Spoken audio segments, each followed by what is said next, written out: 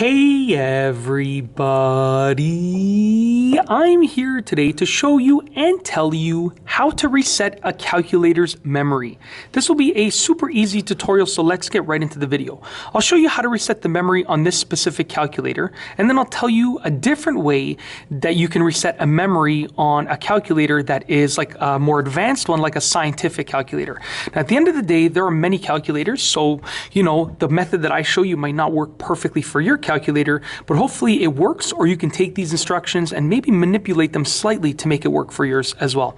So with this one right here, we need to enter the mode setting over here. So I click mode, and it's hard to see because the screen is a little bit scratched up, but we're actually able to scroll down. There's a little arrow right there that says we can scroll down. So I can scroll down. Okay, this is allowing us to set the mode, and we're going to scroll down one more time. Okay, so right here, so reset. It's asking me if I want to reset the memory. And if your calculator is acting up, if it's acting weird, chances are there's something stored in the memory that just needs to be eliminated. So to reset, I'm going to go to Y, which stands for yes, and I'm going to click enter, which is also the equal sign. So I'm going to click it right there, and it says memory cleared. So if your calculator is acting up, that's a way to sort of clear it out. And if I want to, I can hit it one more time, I think, to go back to the home screen. There we go. So now we're ready to use it again.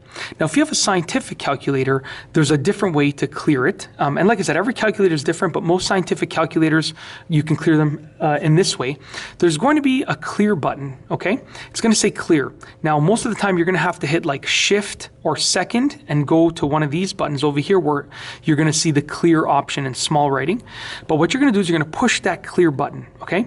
And on the screen is likely to appear a few different options. It's going to tell you can clear certain things, right? There's going to be like, option 1 might be a certain setting, option 2 might be a certain setting, and then option 3 is likely going to be all. What you want to do is you want to clear all of the memory on the calculator. So you're going to choose the option, which, like I said, it might be option 3 where it says clear all. And to clear all, okay, you're going to press and hold down the equals button. So in this case, in mine, I only have to press it, but in a scientific calculator, you likely have to, so you're going to click like the option for all. Let's say it was number 3. You're going to click 3, the option for all, whichever number it is. And then you're going to press and hold down the equals button.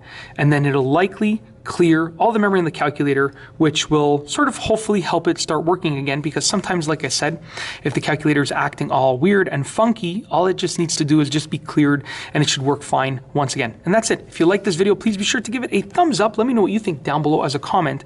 And of course, be sure to subscribe for more great videos just like this one. And that's all I have for you today. Thanks for watching.